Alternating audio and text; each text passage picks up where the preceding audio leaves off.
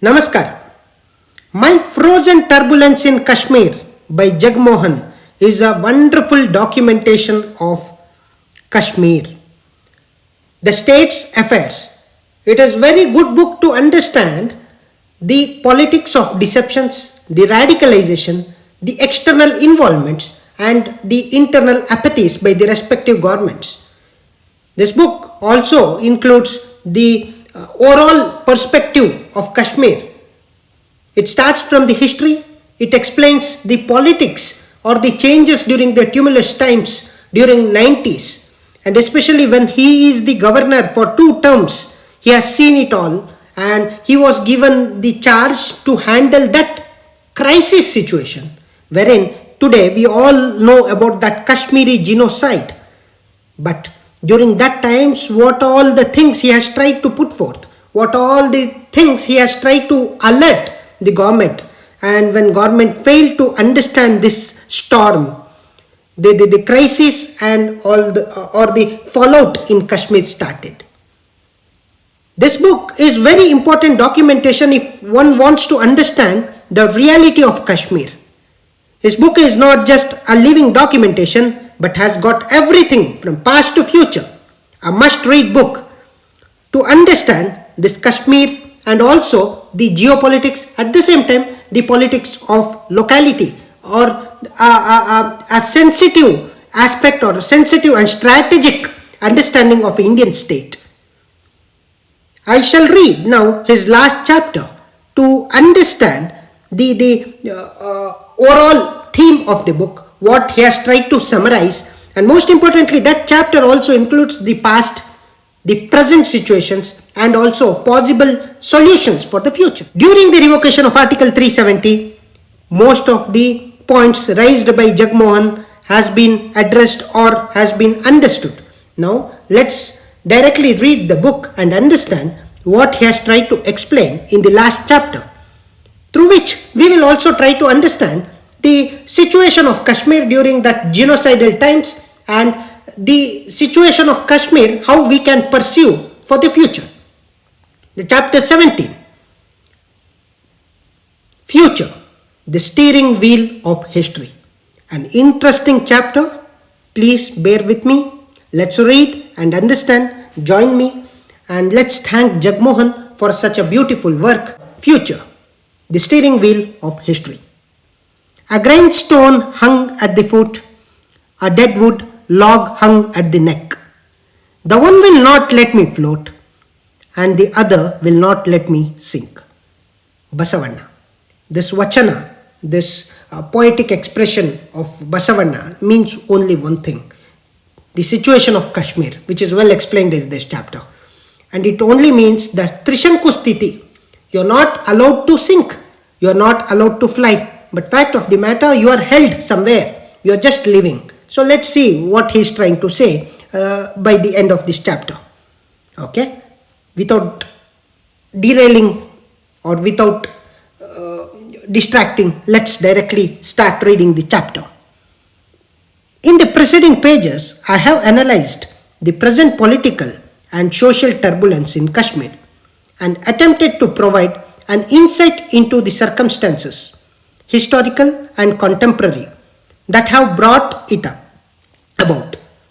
An attempt has been made to reveal the situation in its total perspective. Future. What does the future hold for Kashmir? What is the solution to grave the crisis? These questions are natural to be asked, but what surprises me are the simple answers that are expected. Would a hard line or a soft line be more rewarding? Would administrative measures or a political process be more helpful? Would the status of confederation or grant of more autonomy help? As is evident from my narration and analysis, the problems are far from more complex. The problems are far more complex, chronic and deeply rooted in the ethos of the country than are assumed. No effective or lasting solution is possible unless the existence of these factors is fully recognized and remedial measures are taken accordingly.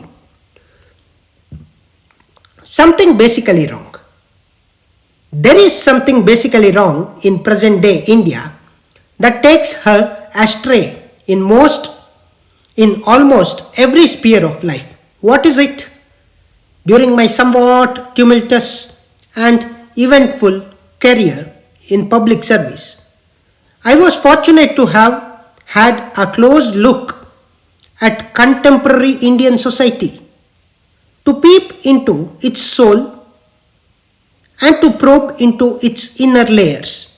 I came in contact with the lowest and to the highest, from the jhuggi dwellers to the Prime Minister, from petty vendors to top businessmen, from the simple and dedicated civil servants to power drunk bureaucrats. I sensed the ugly operational face of the state institutions behind their proclaimed human and enlightened facades. I noticed diabolical crimes being committed in the name of religion and human rights. I saw the muck and filth of disinformation being flung heartlessly at clean doors. All along, I felt that some virtual foundational planks were missing in our edifice. It was bound to totter, and it often did.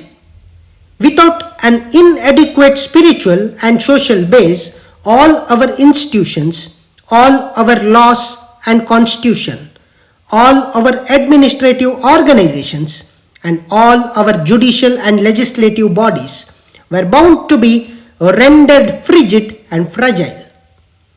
During all the turbulent years, while I remained busy with the affairs of the pen, the pencil, and the field, and managed to keep my boat afloat even in rough weathers, there remained tucked somewhere in the corner of my mind a smouldering belief that unless our social thoughts were reconstructed, unless our religious practices were reformed, unless we understood the relationship between the spiritual and the social order, unless there was a genuine and deep rooted renaissance which gave new directions to our polity and led to the birth of a new moral order, a new socialism, new environmental ethics, and new technology, the country's future would remain dark and our society would become more and more exploitative,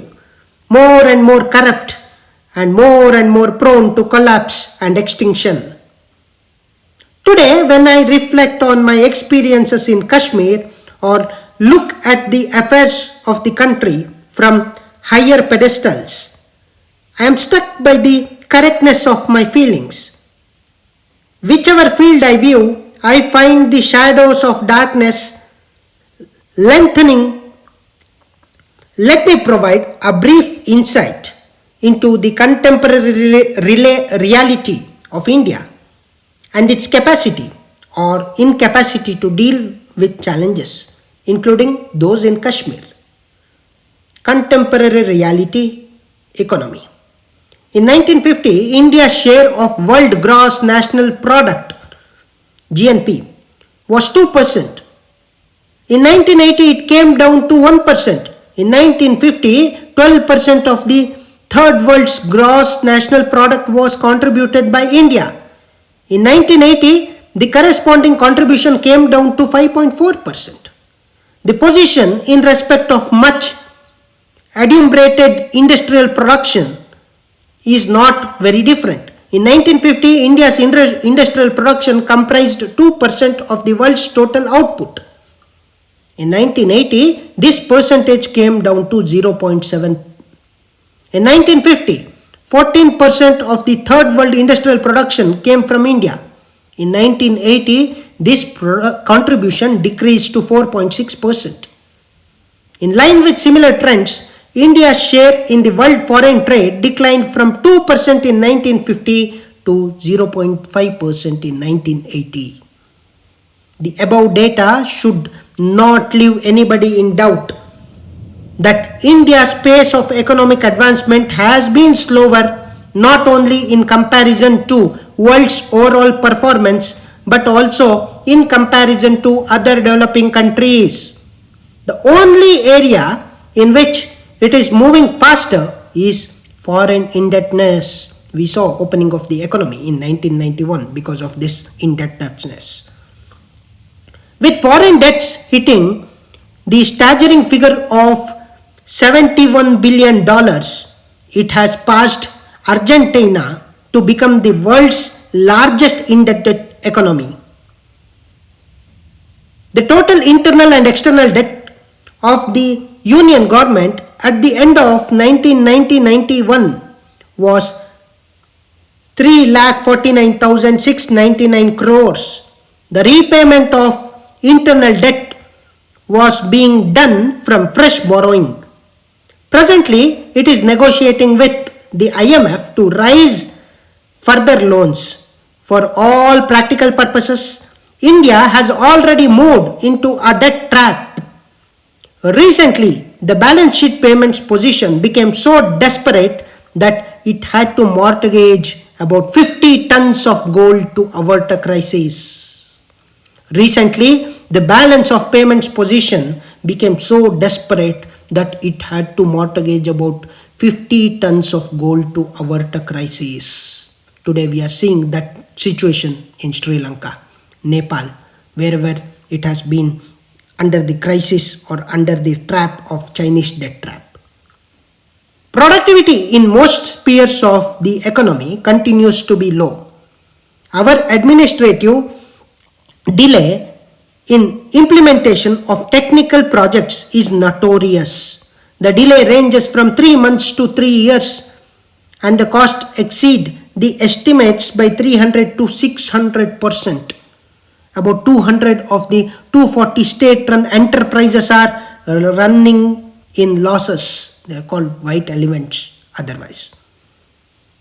At the price level of 1989-90, the amount of black money in the country is estimated to be rupees 3 lakh crores and it is growing at the rate of about 50,000 crores per annum. This he is writing in the year around 90s.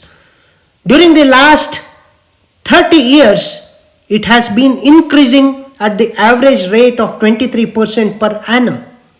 The amount of black money in 1990-91 is 462 times larger than it was in 1960-61. Presently, 1990-91, it is believed to be about 60% of the national income as compared to 5% in 1960-1961. About 40% of our population still lives below the poverty line. A study made in 1986 by the late Professor Rajakrishna revealed that even by the year 2000 AD, there would be 390 million Indians living below the poverty line. In other words, there would be more people living below the poverty line than the total population of India at the time of independence. After economics, let's look into social problems. Social problems. The old social problems are nowhere near solution, while the new ones are being added with increasing rapidity. Our literacy rate continues to be the lowest in the world. 65% of the population is still illiterate. 50 million children in the age group of 6 to 11 do not go to school or drop out after a year or so. Currently, the literacy rate is 71% in Burma, that is Myanmar, 75% in Indonesia, 84% in Laos, 84% in Malaysia, 86% in Philippines, 91% in Thailand, 84% in Vietnam, and 80% in China. India ranks 59th in the world in terms of literacy rate. By the turn of the century, India would have the largest number of illiterates in the world. The living condition of children are also deplorable. Currently, there are about 45 million child laborers in India, wasting their childhood in washing dirty dishes, cleaning tables, cutting vegetables, and lifting heavy weights in factories. 72 million children live below the poverty line. About 1.5 million children are mere beggars. Quite a sizable section of our women population is still afflicted by what may be called the social plague. Dowry was banned about 30 years ago, but it still goes on with all the pangs and pains associated with it. In the year 1990, 878 cases of dowry murders and 1479 cases of dowry suicides were registered. During the same year, there were 43,700 cases of crime against women, including 9,517 cases of rape, 11,689 of kidnapping and abduction, and 20,186 of molestation. The daughters, by and large, are still considered as children of lesser gods. Quite a number of them are even not allowed to be born, a phenomenon that demonstrates how the new techniques of science can be misused to perpetuate and enlarge social evils. According to a study of 8,000 abortions, 7,999 pertained to female fetus. Physical assaults on women have shown no sign of abatement. Population. Notwithstanding huge expenditure on family planning, our population has already reached 84 crores. At the current rate, India will become the most populous country in the world in another 3 decades. It has been adding about 1.7 crore to its population every year. Environment. With increasing environmental pollution and the ecology is being seriously threatened. About 175 million hectares of land have already been degraded. We are losing forest cover at the rate of 1.3 million hectares a year. Soil erosion is taking place at the rate of 12,000 metric tons a year. We often take pride in our streams and lakes, and our children sing songs about thousands of such lakes and streams flowing all over the country. But 70% of the water in these streams and lakes is polluted.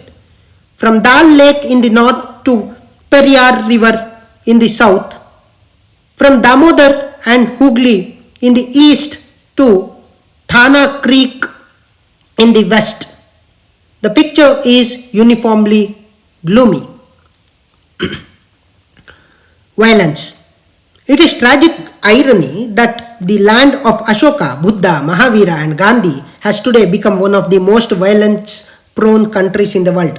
Terrorism has been spreading its brutal tentacles rapidly.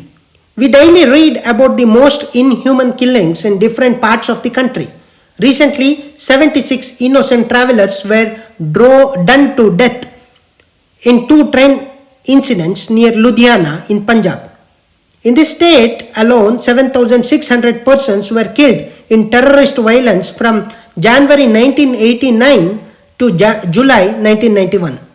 During the same period, the country witnessed 62 major communal riots in which 2,025 persons lost their lives. Worst of both the worlds. Unfortunately, the worst features of Western civilization are being abetted by the worst features of our system. Social and economic differentiation inbuilt in the Indian system due to the decay and decadence of its once great civilization is responding to and is in unison with consumerism and the ruthless technology of the West. Our political, social, and economic elites are adopting the same value system which form part of the Western exploitative system. That is why the benefits of whatever social and economic advance that has taken place in the country since independence are being enjoyed by only about 10% of the population. That is why our cities and villages have two social, economic, and cultural levels. At a higher level, our cities suffer from the extravagance of European urbanization, and our villages from the hangover of the feudal era. At a lower level, both suffer from poverty and deprivation. We have green revolution, but without the power to purchase food grains for about 37% of the population. We have seen a revolution in telecommunications which enables us to talk to New York in 10 minutes but does not facilitate our talking to the villages next door. Institutions. Every institution has a body and soul. It is the spirit with which these institutions are run that really matters. Executive. Look at the executive. Its basic objective is to do field work, to implement, to administer, to develop, and to undertake welfare and relief work at the grassroots. But what does it do in practice? It views a Kafkaesque world of papers around it. In spite of frequent snipping by the press and the parliament, its performance goes on deteriorating. Parliament, although even in the heyday of Nehru in the early 50s, the Indian Parliament was sometimes described as his echo room or sounding board. It had not lost its primary motivation and assumed the role of a scoreboard to register party gains and losses. Now, even issues of crucial importance are reduced to exercises of rubber stamping. Reasoned debates seem to have become a thing of the past. Interruptions, walking to the well of the house, and theatrical gestures have become frequent.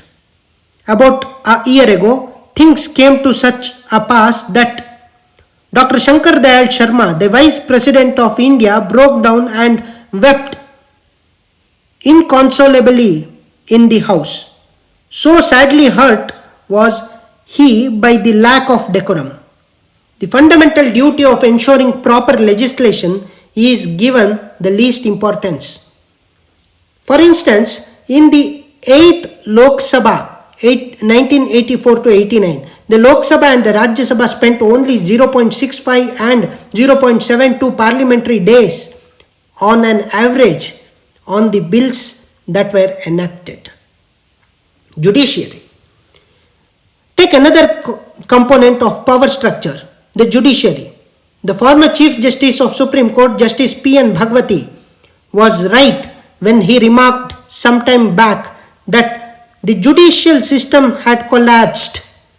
At the end of the year 1990, about 2 lakh cases were pending in the Supreme Court, 18 lakh in high courts, 2 crore in subordinate courts, and 40,000 in Central Administrative Tribunal. Due to stay orders from the courts, recovery of about rupees 40,000 crores have been held up. This dismal state of affairs is largely because the system has lost its way in technicalities and in the frivolous litigation which it generates. You double the number of judges in the country, the arrears would still remain the same, remarked Justice V.R. Krishna Iyer. Press. The position in regard to the institution of the press is not substantially different.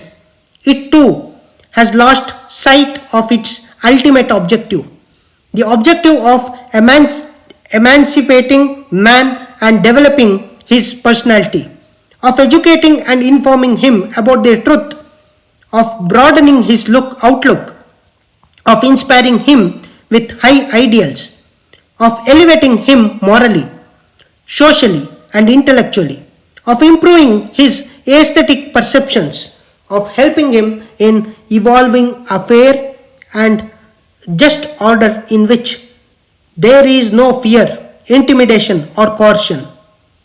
What is happening now? It is not the freedom of the press being used by some interests to whip up strifes and tensions and to destroy the very goal of a peaceful, orderly, and fearless society. Dry bones. In the absence of healthy cultural roots, the relationship between the base and the superstructure of practically all institutions have been cut off. Dry bones have been left behind. The spirit, the soul have departed. Message? To my mind, the message of the last 44 years is loud and clear.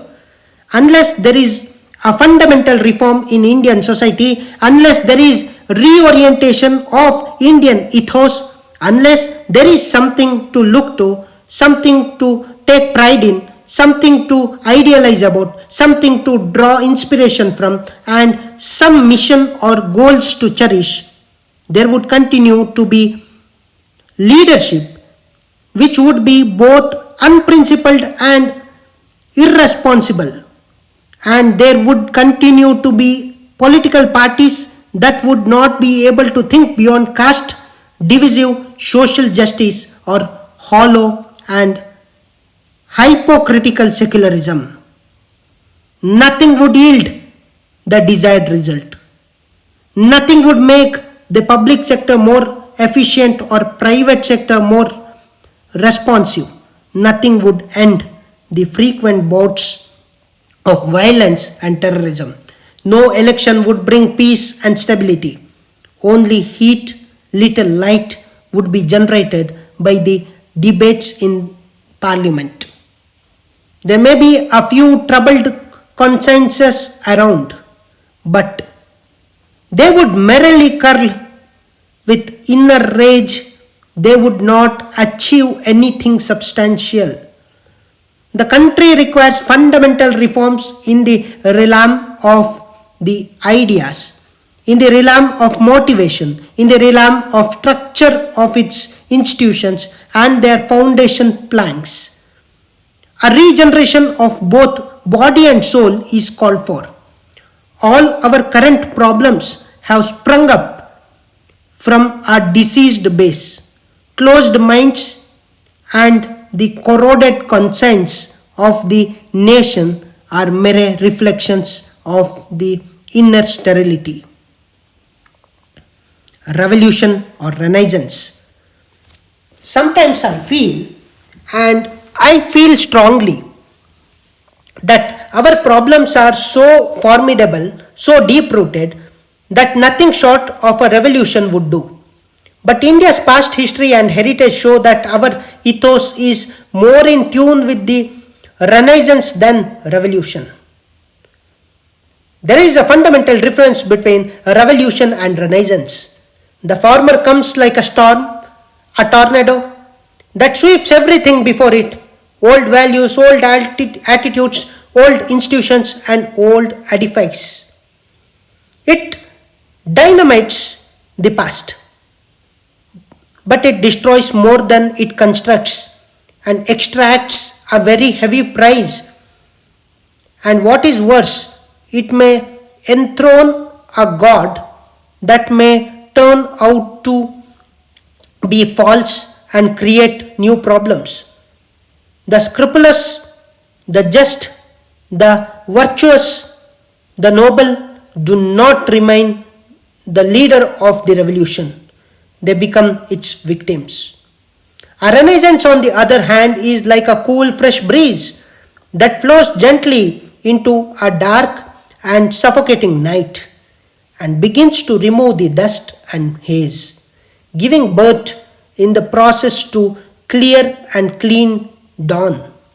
a dawn that is new but not unconnected with the dawns that were now resting in the lap of history. Fortunately, the Indian dawns that have done that have gone by were not all barren. Some of these were resplendent with great glory and provided great visions of truth and insight into the fundamental meaning and purpose of life. Romain Ronald experienced India to me is not a foreign land.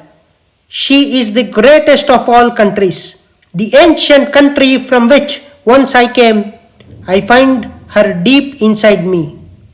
Max Muller was still more eloquent. If I were asked under what sky the human mind has most fully developed, some of its choicest gifts, has most deeply pondered on the greatest problems of life, and has found solutions of some of them, I should, I should point to India. And if I were to be asked from what literature we in Europe may draw that corrective which is most wanted in order to make our inner life more perfect, more comprehensive, more universal, in fact, truly human, a life not only for this life but a transfigured and eternal life. Again, I should point to India. And Vivekananda, with his sagely perception, observed India's gift to the world is the light spiritual, slow and silent as the gentle dew that falls in the morning, unseen and unheard, yet producing a tremendous result, has been the work of this calm, patient, all suffering spiritual race upon the world of thought. Let us make use of our heritage, our great gifts. Let us draw inspiration from them, generate confidence in ourselves, and acquire a sense of mission distinctly our own. Let the sublime ethics radiated through the great dawns of our past, coupled with new insights that the human mind has since acquired into the fundamental reality of man and nature, be the guiding star of our politics, administration, economy, and social life. Let high idealism return to us. Let active minds be born. Let an awakened conscience arise to usher in a new renaissance. Reformed Hinduism. An essential prerequisite and the most vital component of the Renaissance would be a reformed, reawakened, and rejuvenated Hinduism, a sort of new Hinduism which has shed its flabbiness, cleared its clogged arteries, and recoupled its vigor and buoyancy. It is this new Hinduism which would create a new Hindu, a just, Catholic, compassionate, creative, and contemplative Hindu with a clean conscience, a Hindu who believes in the fundamental unity of man, a Hindu who is committed not only for the purification of his own soul but also to the purification of souls around him, a Hindu who would provide motivational underpinning to all state institutions and make them vibrant, honest, and service and result oriented. What do I mean by a reformed, regenerated, and invigorated Hinduism? Let me briefly explain. Quite a few scholars consider Hinduism as a jumble of creeds and rituals, an ocean of ideas and beliefs in which numerous streams, rivers, and rivulets flow. A reputed scholar of religion, Devaraja, observes Compared to nearly formulated religious creeds as Christianity and Islam, Hinduism appears to be a welter of beliefs, doctrines, and practices that defy the understanding and interpretative ingenuity of even sympathetic students and scholars. According to Srinivasan, Hinduism is a mosaic of contrary beliefs and inconsistent ideologies of dead ritualism, of a dilapidated social structure, and lackadaisical behavior. Code parading as tolerance, defying all definitions. Such a perception, which gives a superficial picture of Hinduism, arises primarily from the failure to perceive the phenomenon in its historical perspective and in the inability to separate the pure form, the fake, the profound form, the profane, and the lofty form, the low. Any old religion, during the course of its long march, gathers a lot of dust. Unfortunate mishaps occur. Limbs get broken. False surgeons and quacks appear. Fractures are not set right, and deformities creep in. Hinduism is no exception. The vicissitudes of history created wastelands and ravaged gardens. The fragrance of great and sublime thoughts was lost in the stench of decaying matters. A dry and depressing autumn set in. It is because of this long autumn that Hinduism is in sorry state, its essence subverted and its core hidden by dry and thorny bushes. A Hindu spring has long been awaited, and it is time now that it comes. I would grade Hindu thought and practices at 3 levels. Level 1, I would cover the core of Hinduism, its fundamental message of oneness and underlying unities.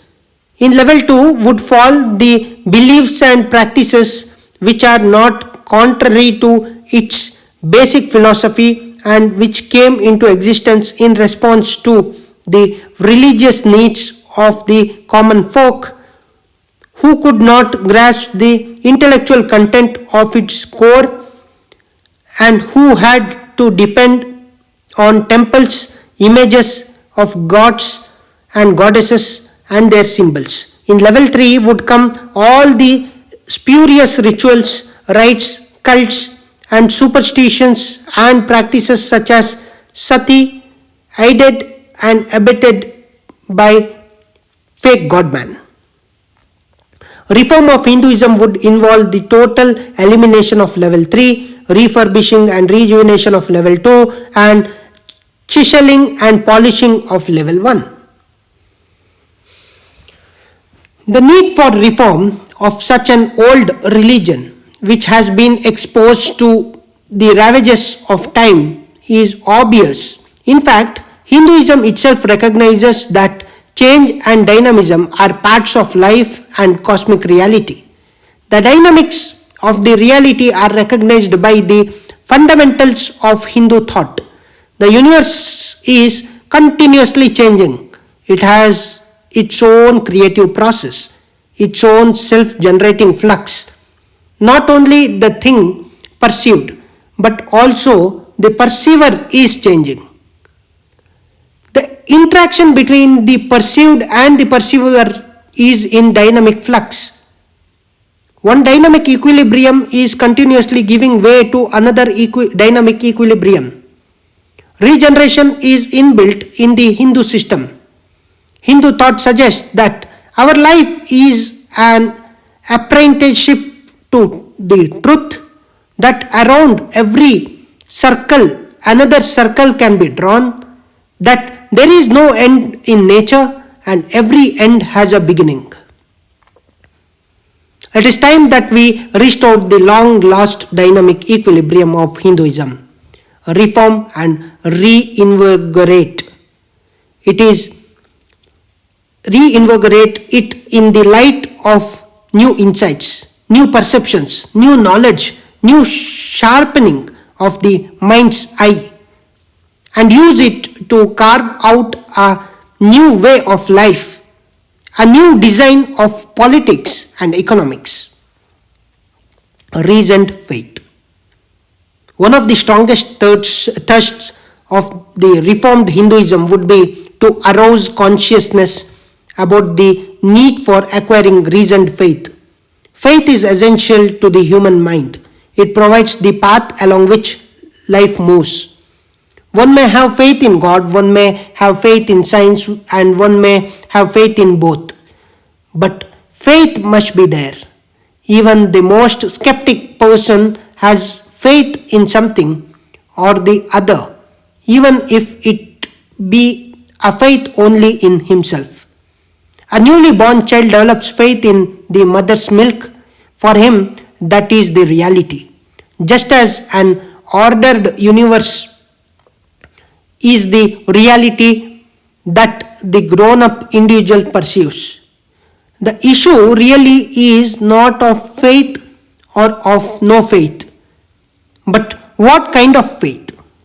It is irrational faith or reasoned faith. Irrational faith is really a perversion. The rational faculty of the human mind is one of the greatest gifts of God. Not to use it to understand the reality around amounts to denial of his existence. In July 1988, a 4-year-old boy was killed by his father in a village near Morena, Madhya Pradesh, to enable him to find some hidden treasure. This he did on the advice of a tantric guru. Nothing could be more godless than such an abominable deed.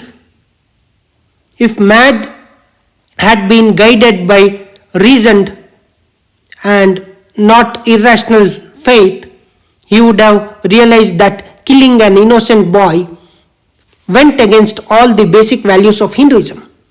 Take on another hand, the case of a man who has developed reasoned faith before entering the temple for worshipping the deity. He would inwardly say, "O Lord, forgive 3 sins that are due to my human limitations. Thou art everywhere, but I worship you here. Thou art without form, but I worship you in these forms. Thou needest no praise, yet I offer you these prayers and salutations. Lord, forgive 3 sins that are due to my human limitations." Here is a man whose faith is rational. He is conscious of the distractions to which human mind is subjected. He knows that God is omnipresent, that he is formless, and that he does not require praises. But to realize him, to be near him, and to concentrate on him, the man must give him a shape, a habitation, and also speak to him in prayers. It is merely an attempt to find focus by adjusting the scattered beams of mind. It is not idolatry. It does not amount to worshipping inanimate objects or speaking to them. It is something like approaching a matchmaker to secure contact with the ultimate reality. Most of the Hindu myths and rituals, parables and legends have deep meaning, and they usually create tremendous impact on the common folk. But their inner rationality must be explored and laid bare. Otherwise, those who are not rational enough due to lack of education or other reasons would get exploited or fall prey to spurious and fake myths and rituals. It is therefore necessary that no myth or ritual is retained which cannot get past the touchstone of rationality, or underneath which reasoned faith cannot be discarded, or which is not compatible with the underlying values of inspiration of religion. It must be spotted and thrown away like the deceptive stone in a tray of gems. Irrational faith cannot bring about spiritual emancipation or orderliness in society. Reasoned faith, on the other hand, takes man to higher and higher stages of spirituality. Reason sharpens the emotional experience and gives meaning, content, and depth to it. The inner eye becomes more active and complements the rational phenomenon. The perspective faculties of a man get synthesized. Higher rationality is attained. Greater range is acquired by emotional experience, and spiritual emancipation becomes feasible. The Upanishads say, human beings of great intellectual powers have doubts, divisions, and discords. The rational man has to grow into spiritual man. That is the task set to each individual if he has to fulfill his destiny as a human being. In fact, rationality is a prerequisite of spirituality, a stage in development which is prior to the stage of spirituality. One cannot be spiritual without being rational first. Reformed Hinduism and social order. Another thrust of the restructured Hinduism would be in the direction of rejuvenating the undercurrent of Hindu values that go to make for a just, emancipated, and truly democratic order.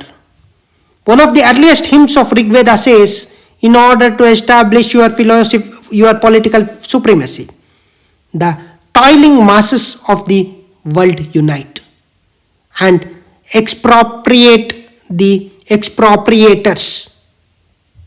Can there be more passionate exhortation of fighting for a just social order than this hymn? The Gita, too, essentially envisages the society which is motivated by justice and not by private gain. Those who corner the resources of the earth are called robbers and sinners, and those who accumulate wealth by unfair means are spoken of as devils. The Vedantic belief is belief of one divinity pervading the universe and all living beings is nothing but a spiritual call for equality, fraternity, liberty, and justice. If the same divinity forms the core of my personality as well as yours, we cannot but be equal. How could divinity in one man starve the divinity in another man? And how could divinity in a person do injustice to same divinity in another person? If I serve the poor or the sick, I serve the divinity in the poor and the sick. It was this concept of divinity which later on found the most eloquent and forceful expression in Vivekananda's words. May I be born again and again, suffer thousands of miseries, so that I may worship the only God that exists, the only God I believe in, the sum total of all souls, and above all, my God, the wicked, my God, the miserable, my God, the poor of all races, of all species. Could a more rational and more spiritual basis be found for creation of human, compassionate, and just social order than this? And what, after all, is the Hindu view of fundamental unity of man oneness is all. It is anything else but spiritual secularism? Question mark. Reformed Hinduism and national objectives. A reformed Hinduism could provide spiritual underpinning to our national objectives and bridge the gap between what is said and what is done in public life. It could become a silent but potent force for the successful implementation of many of our important schemes and programs. Take, for instance, the goal of preservation and upgradation of our environment. No single factor can arouse as much public awareness in this regard as Hindu value of living in harmony with the nature. The Mahabharata, Ramayana, Vedas, Upanishads, Gita, the Puranas and the Smriti contain the earliest message for preservation of environment and maintenance of ecological balance. For centuries, while praying to goddess Durga, the Hindu have been saying, so long as the earth has mountains, forests, trees, etc., human race will survive. Nature or earth has never been considered a hostile element to be conquered or dominated. On the contrary, it has to be respected like the mother. The earth is our mother, we are its children. In fact, a man is forbidden from exploiting nature. He is taught to live in harmony with nature and recognize that divinity prevails in all elements, including plants and animals. The Mahabharata hints that the basic elements of nature constitute the cosmic being, the mountains, his bones, the earth, his flesh, the sea, his blood, the sky, his abdomen, the air, his breath, and Agni, his energy. The whole emphasis of the ancient Hindu scriptures is that human beings cannot separate themselves from natural surroundings, and earth has the same relationship with man as the mother with her child. Plantation and preservation of trees are made sacred in religious functions. For instance, the Varaha Purana says, one who plants one people, one neem, one bar, 10 flowering plants or creepers, 2 pomegranates, 2 oranges, and 5 mangoes does not go to hell. In Charaka Samhita, destruction of forest is taken as destruction of the state and reforestation an act of rebuilding the state and advancing its welfare. Likewise, protection of animals is considered a sacred duty. One of our scripture makes it absolutely clear as to how sinful it is to kill an animal. It says, "O wicked persons, if you roast a bird, then you are bathing in sacred rivers, pilgrimages, worships, and yajnas are useless." Kautilya's Arthashastra stipulates severe punishment to those who kill birds, foul the air, pollute the water, or otherwise damage the environment. In our ancient mythology, birds and animals have always been identified with gods and goddesses. The elephant with god Indra, the rat with god Ganesha, and the lion with goddess Durga. If the sacred values of treating earth as the mother, of preserving trees and plants, and protecting animals are fully imbibed by the nation through the reformative impulse of Hinduism, a strong national commitment would emerge, which would be the best guarantee for success. Consider again another basic Hindu value, Satyam. It has a much deeper meaning than merely speaking the truth. It calls for neighbor righteousness in thoughts and deeds and in all human relationships. This value, if fully absorbed by the national psyche through the reformative verve of new Hinduism, could make our politics and public life clean and scrupulous. Value-based politics would not come by mere pronouncements. It would require an inner prompting from an awakened conscience. Examples from many other fields could be given, and more components of Hindu thought could be taken up for elaboration. But my purpose here is only to briefly illustrate that a reformed Hinduism is very much needed for creating a new awakening and sense of mission and purpose. Contribution to Renaissance. Harmonizing great truths of Hindu thought with the new insights of modern man, recognition of the changing and dynamic equilibrium of life, inculcation of reasoned faith, rejuvenation of underlying urges of Hinduism for justice, compassion and oneness, and spiritual underpinning of national objectives could be some of the fundamental contributions of the reformed Hinduism for ushering in the much needed era of Renaissance in India and give positive directions to it. Practical demonstration, Vaishnava Devi Shrine. In bringing about a period of reform and regeneration, the community leaders, the intellectuals, and the enlightened and the selfless preachers would have to play a pioneering role. I cannot spell out the details of this role here, but it needs to be stressed that at the present stage of our social development, the best way of making an impact on the public mind is by way of practical demonstration.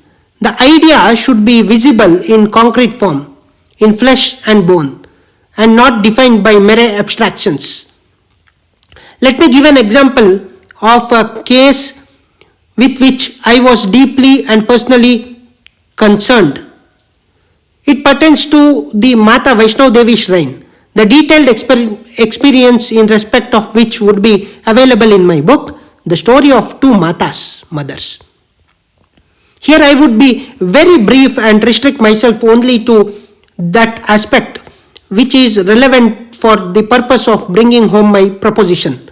The shrine of Mata Vaishnava Devi is one of the most venerated shrines of India. It is connected with the cult of Shakti, which in turn is connected with the pre-Aryan cult of Mother Goddess. The shrine, which is really a natural cave temple, is located in the Trikuta hills, about 45 kilometers from Jammu.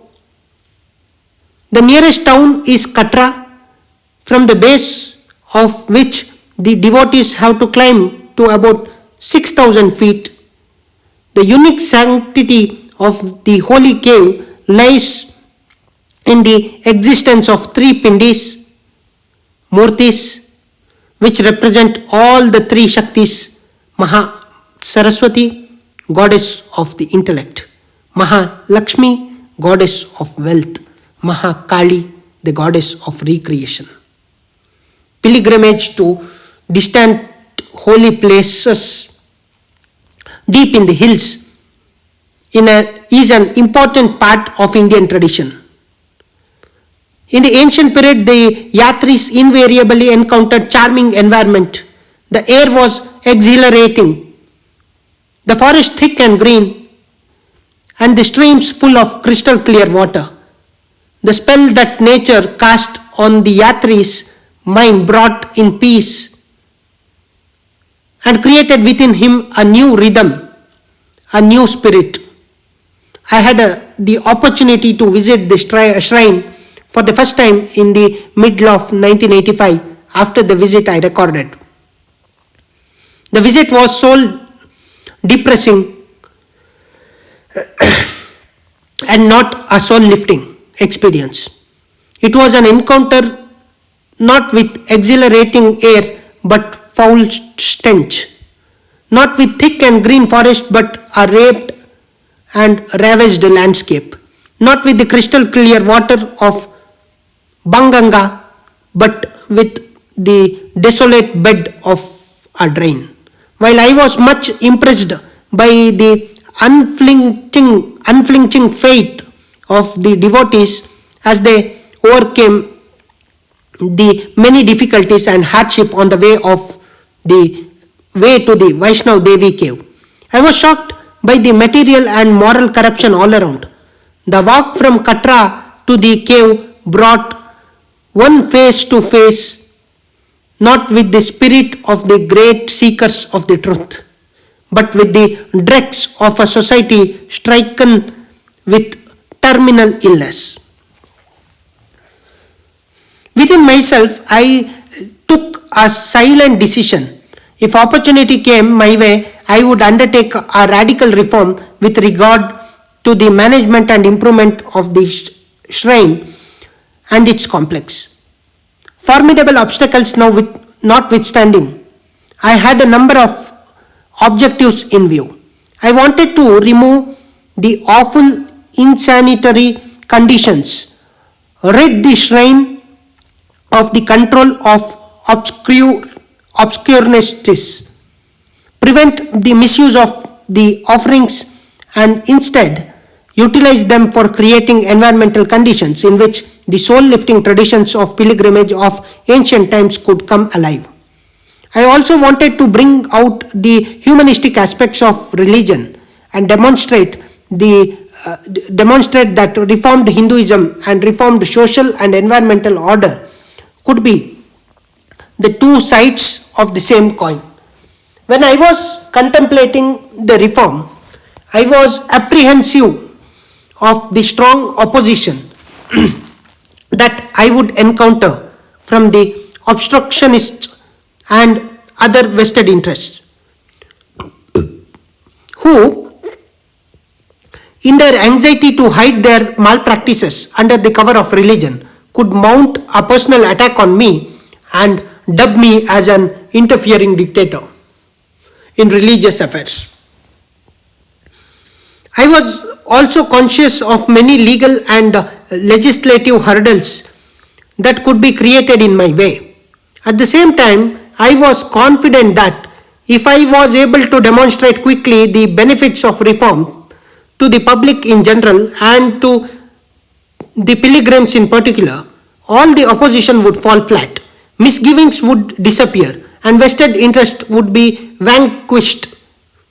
And this is exactly what happened. Fortunately, I got the opportunity in 1986 when governor's rule was imposed in the state under Section 92 of the Jammu and Kashmir Constitution. Making use of my legislative powers, I enacted in August 1986 a law under which a totally autonomous board known as the Mata Vaishno Devi Shrine Board, with the governor as chairman, was set up. The entire management of the shrine and the complex around it was vested in this board.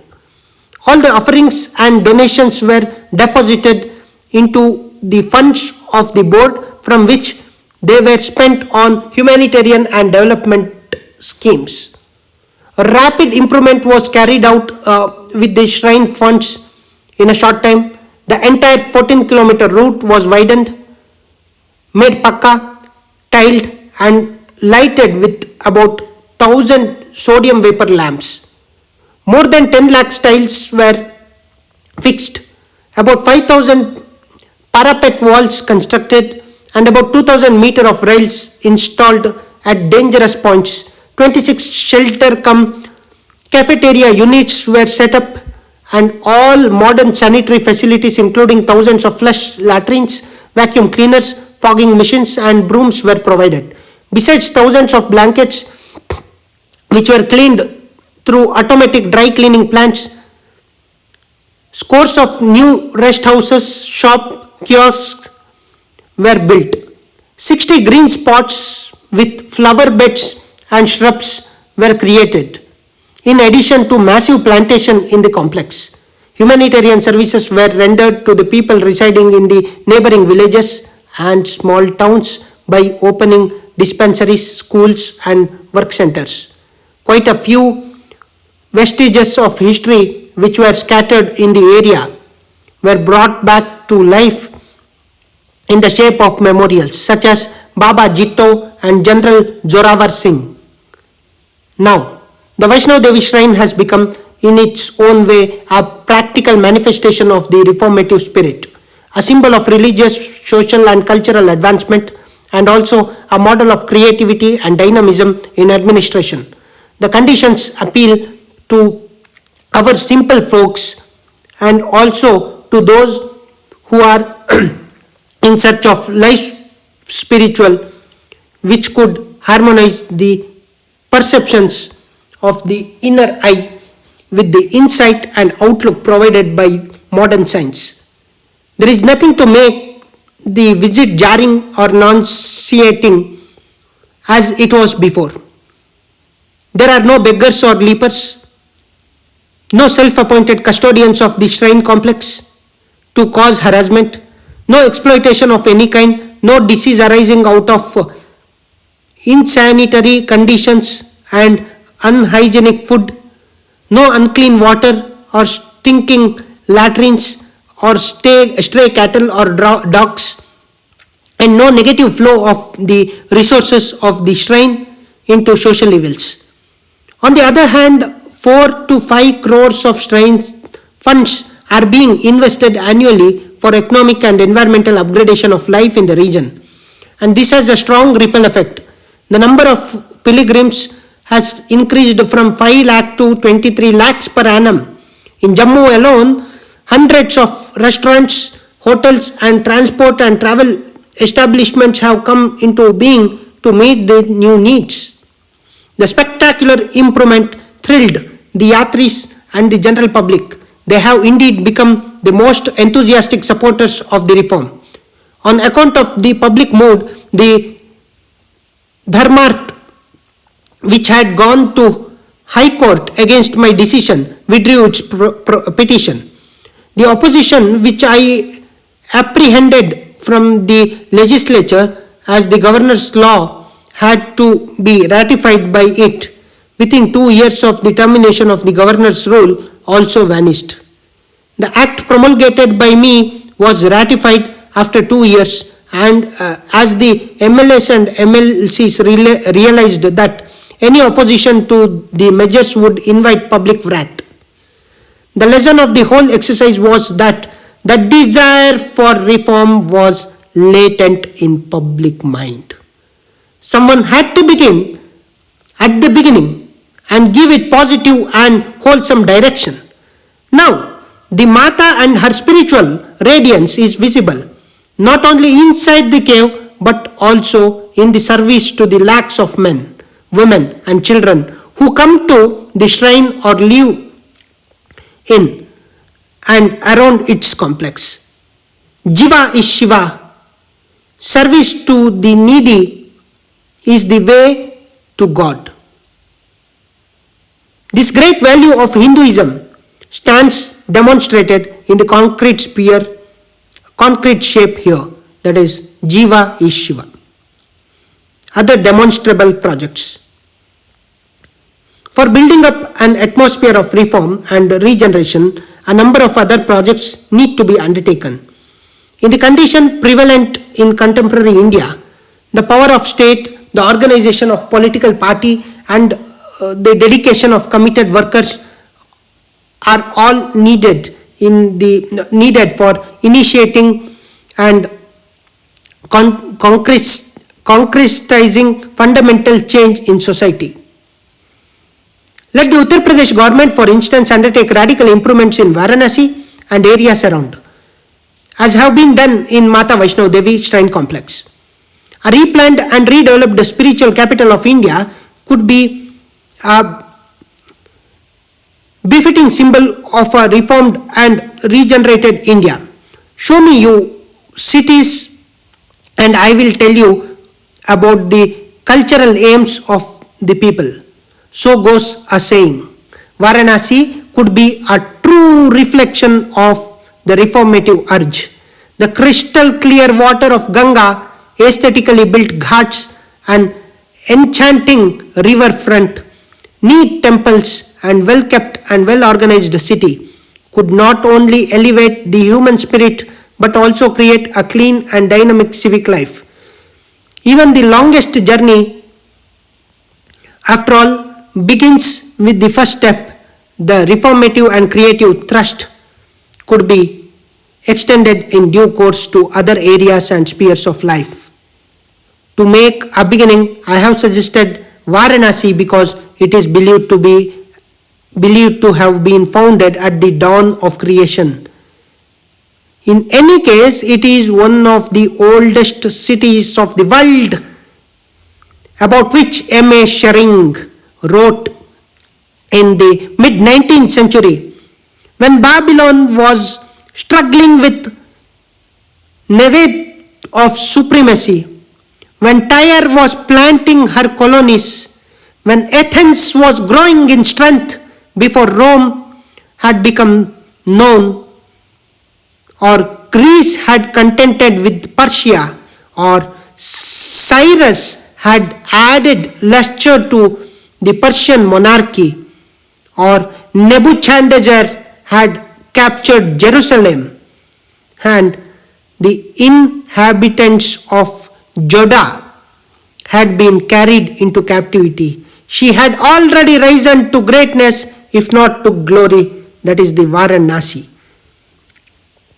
It is also a city which is full of contemporary Indian life, with all its trade and commerce, its music and dance, its poetry and literature, its opulence and exuberance, and also its slums, semi-slums and super slums. It is known for what is there that is not here. It is known for what is there that is not here. Other religious and social orders. For Renaissance to acquire depth, other religious and social orders would also have to experience a new awakening. The Muslims, for instance, need to experience an equally strong reformative and regenerative impulse, which should lead to a creative and constructive interpretation of Islam and its underlying spirit, so that in the context of current realities, it becomes an integrative force and helps in improving the general ethos of Indian society in moral and behavioral terms. I have personally seen the most pitiable conditions of the divorced Muslim women in Kashmir. In my public hearings, a large number of them used to come to me with their tales of sufferings, forsaken by men, quite a few of whom happened to be well to do, often corrupt government servants, and the poor woman could not get any worthwhile relief from any social or welfare organization of the community. If even a fraction of the energy that was spent on raising controversy about the Supreme Court's verdict in the Shah Bano case had been spent by the Muslim leaders in reforming the Muslim personal law and restoring its underlying spirit of according to human treatment to Muslim women, the outcome would have been positive, and the misgivings of the overwhelming majority of the Indian population allied. The area of reform is a vast and complex one. It is not within the scope of this book to cover this area. My purpose here has been a limited one, to take a small segment of the religious order of the 85% of Indian population and indicate briefly how basic reforms in the realm of ideas could be brought about, and how without reforms none of the serious problems with which the nation is faced can be permanently solved. The problems, including the Kashmir problem, emanate from the sick soul of India, its disruptive ethos. I repeat,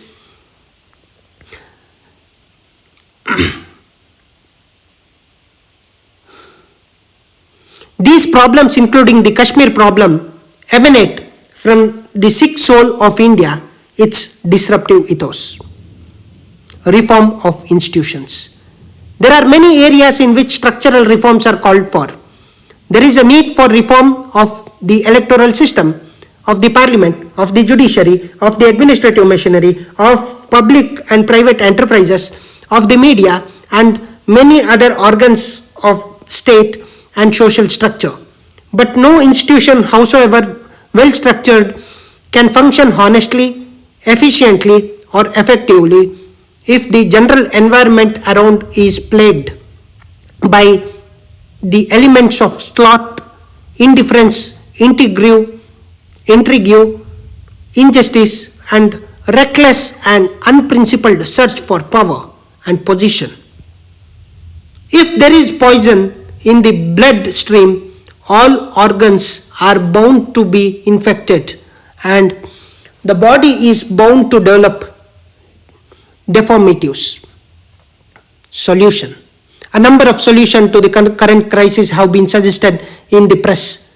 Some have written about the Tristty type solution and some about the need for a confederation or the pre-1953 status. Here comes the important section of this book, Future, the steering wheel of history. A number of solutions, I repeat, to the current crisis have been suggested in the press. Some have been written about the Tristty type solution and some about the need for a confederation or the pre-1953 status. These, in my view, are no solution at all. They merely point to the avenues of surrender. Their impracticability and long-term fallout would result in enlargement of the areas of discord and disruption in the country. They ignore almost all the roots of the current crisis, particularly the issues highlighted by me in the chapters 6, 5, 4, and 10.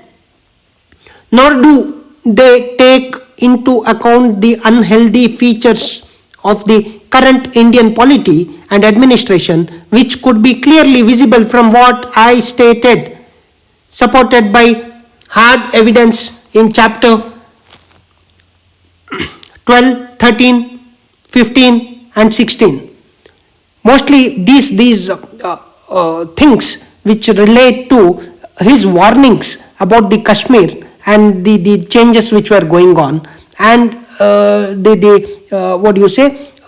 tepid reactions or ignorant reactions by the respective governments at the center, which is very worrisome for him. That is what he has explained in these chapters. Whenever he raised the issue or raised the voice regarding the storm rising in the valley, the sensitivity and with the strategic purpose with which the government was supposed to take the decision and call, it did not take. That is what he is trying to say through these lines.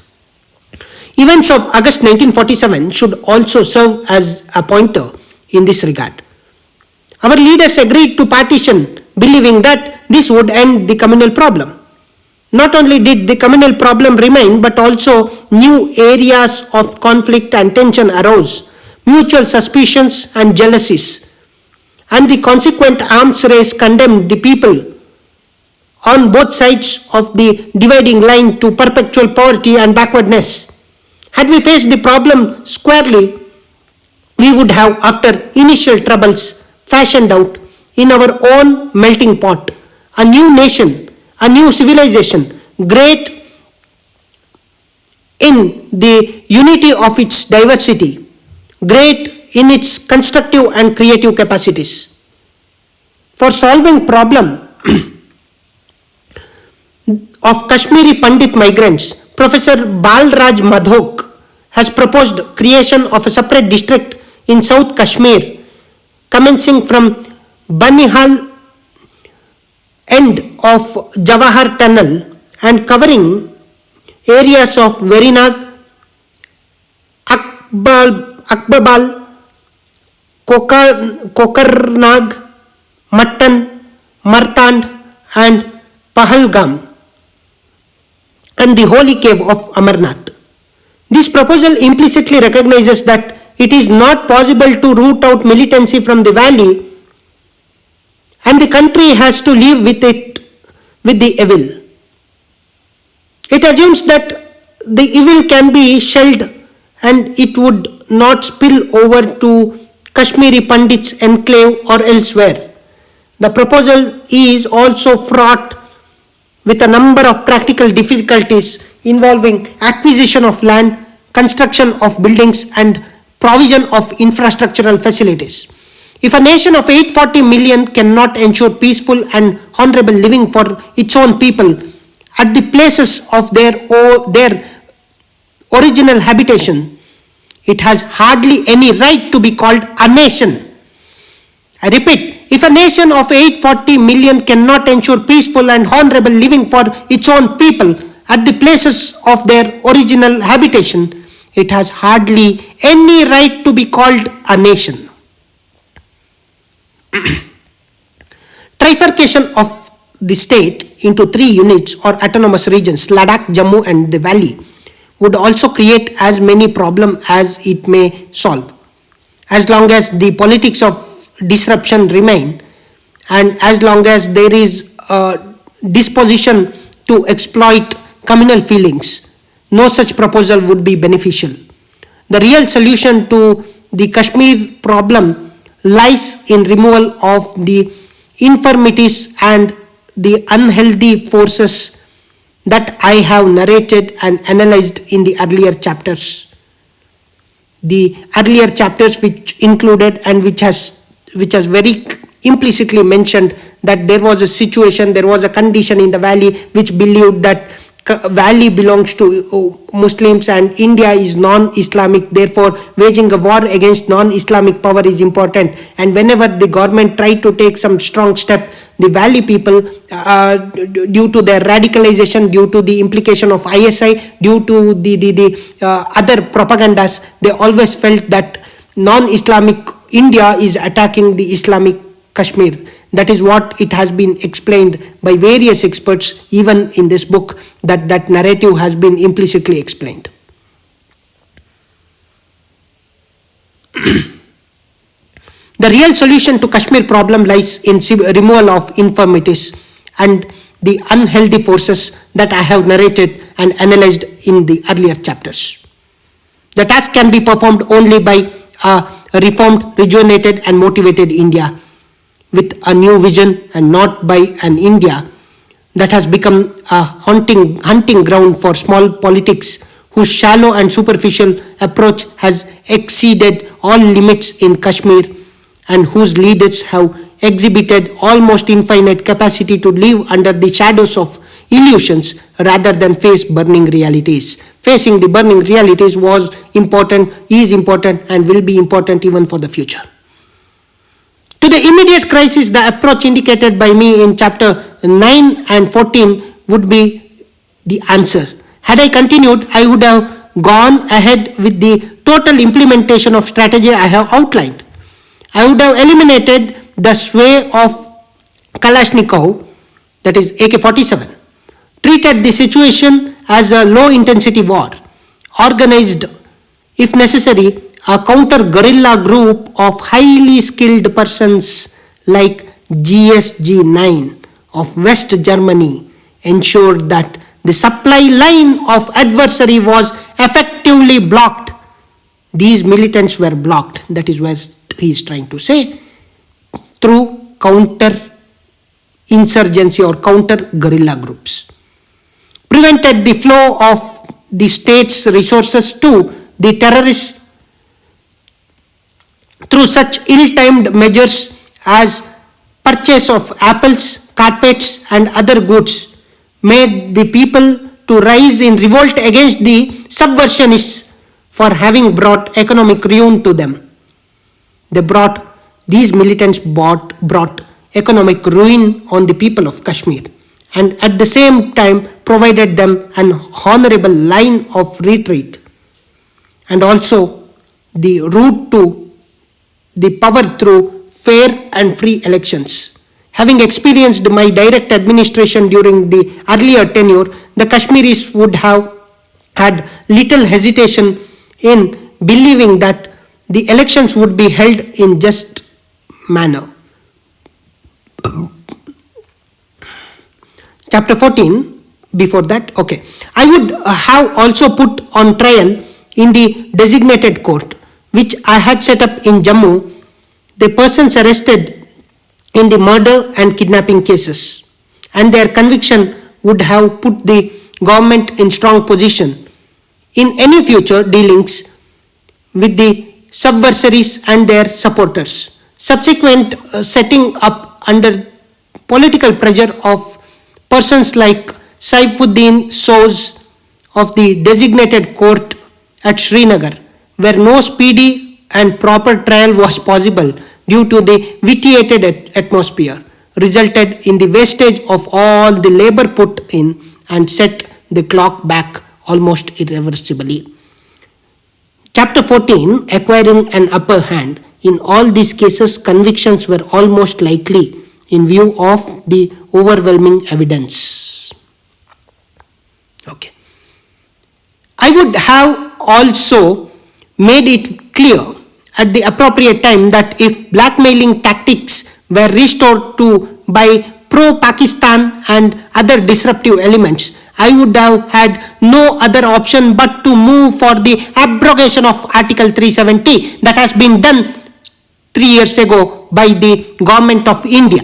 Abrogation of Article 370, which Jagmohan has spoken, and that has been achieved by Narendra Modi government. To create a situation in which opportunities for such blackmailing, because blackmailing is very dangerous. The pro-Pakistani blackmailing against India is always dangerous. For such blackmailing no longer existed, and the poor and illiterate masses could not be swayed by a narrow interpretation of religious tenets. Simultaneously, I would have taken steps to acquaint the poor Kashmiris of the facts that I have indicated in chapter 6 and also demonstrated to them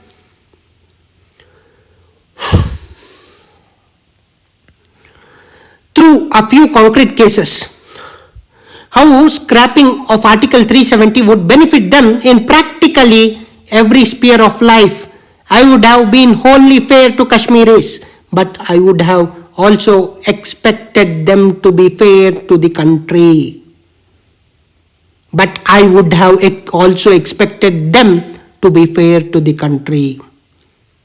On a separate plane, after restoring order, massive development work could be undertaken as indicated in chapters 9 and chapter 14, which is to be followed by the present government to achieve that developmental activity without hampering the peace of the valley, without hampering or creating any destructions in the valley, probably by the pro-Pakistanis or militants or the radicals.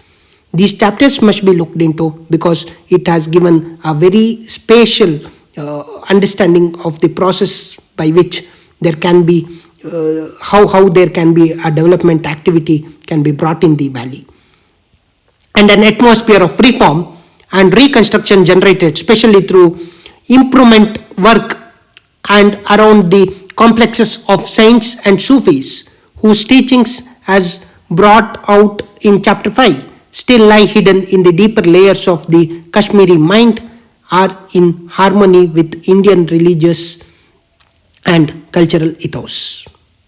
The main aspect of this chapter, we are moving towards the end. Steering wheel of history. What the future holds for Kashmir and the rest of the country depends upon who would be at the steering wheel of history. Who would be at the steering wheel of history? Who would be at the steering wheel of history? When I use the word who, I do not mean only individuals in whose hands political destiny of the country might fall. Rather, I mean the forces in the spiritual-social atmosphere who, in the ultimate analysis, determine the general pattern of life, the quality of leaders, and motivation of the person who run the institutions. The current tornado in Kashmir has been caused more by negative forces in the Indian political, social, and moral order than by the individuals who were the products, and in some way, also the creators of those forces. It was the inner malignancy of the system that brought into being a petty politics of disruption, even in gravest of the emergency, caused the whirlpools of confusion and contradictions, set in motion the deluge of disinformation and distortion, bled the country white of its resources, and prolonged the collective agony of the people. I may have been a bit critical of a few individuals. I did not want to be, but the truth of history gave me no choice. The truth of the history gave me no choice. This criticism, moreover, is not personal. It is really a criticism of negative forces that have rendered the country incapable of solving any of its basic problems with the manageable cost and in a reasonable span of time.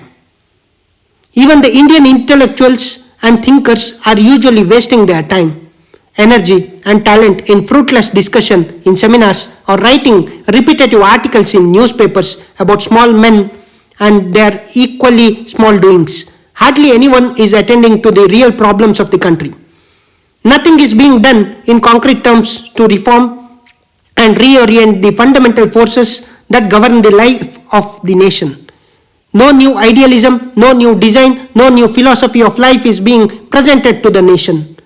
India today is without a great vision, without a true motivation, a rudderless ship being tossed about in the rough sea of time. Most of the passengers are passive, having resigned themselves to their fate. The others are fretting and fuming, but are unable to find those who could take effective charge and steer the ship safely through the rough waters. The crucial question is whether the country would be able to throw up some men and women of destiny who could set in motion forces of reform and regeneration, and thus create new urges in the nation and impart new life, new inspiration to its polity and administration. Time is not on our side. We have to make our choice quickly. Would we like to be remembered by posterity as a third-rate country of the third world, or as one which had something new, something elevating to offer, something that came out of great Indian Renaissance, Indian Renaissance, a Renaissance that arose out of new perceptions and their absorptions in the ancient value of tyaga and tapasya, of truth and justice, of simple living and high thinking, of contentment, compassion, and Catholicity.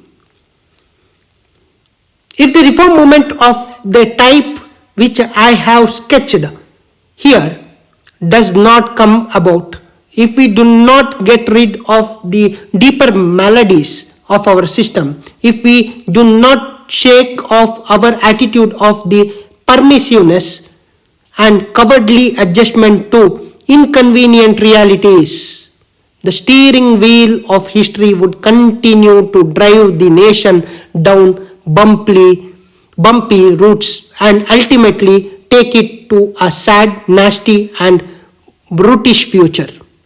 So far as I am concerned, I have made my choice.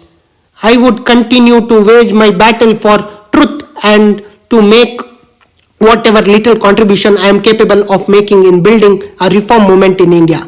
By telling you about my frozen turbulence, I have endured to arouse awareness of fundamental reforms and for recognizing the need for immediately sealing the self-inflicted wounds and self-created festering source of stalemates.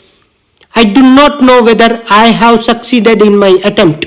At least I have the satisfaction of recording what I did and what I felt. The most important lines of this book are his contribution. He has the satisfaction of recording what he did and what he felt. Personally, I am quite content with my gloomy pride of having dared to do the correct thing.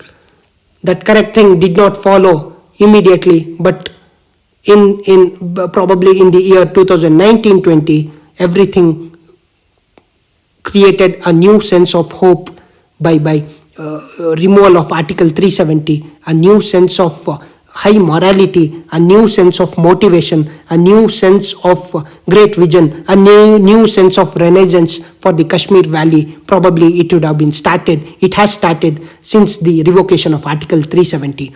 The ideas of the book, the complete set where he has explained as an administrator, as a governor, his frozen turbulence in Kashmir.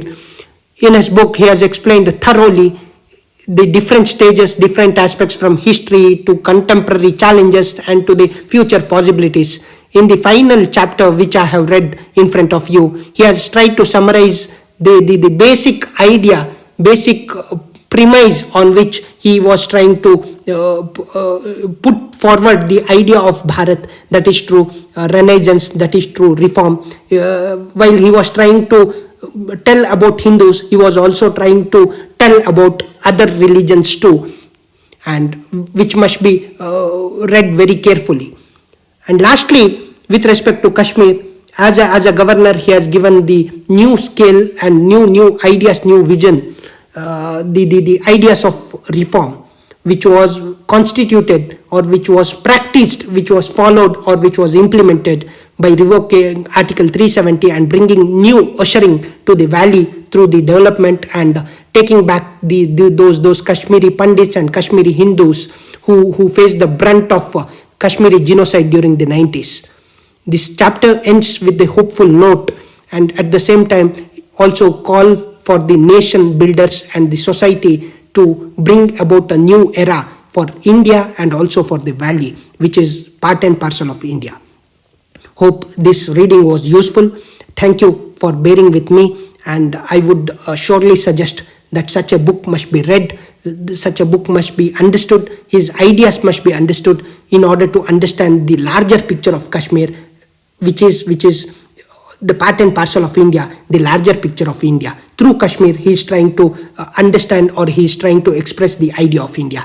Thank you, Jagmohan ji, for writing such a beautiful work, or let's say a living document for recording such a wonderful experiences of your tenure.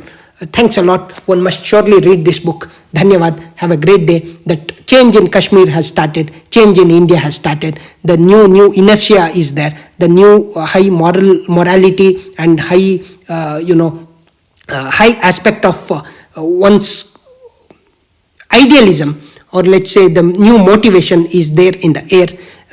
Indians should every Indian should work hand in hand to achieve the idea of making this country a superpower, a leader in the 21st century, which shows the light and path to the world without harming anyone. Thanks a lot. Dhanyavad. Jai Hind. This was the last chapter from the frozen turbulence. Frozen turbulence in Kashmir. The chapter name was Future, the steering wheel of history. The steering wheel of history is the key word. Thanks once again. Dhanyavad. Jai Hind. This is Shreyanka Esranade.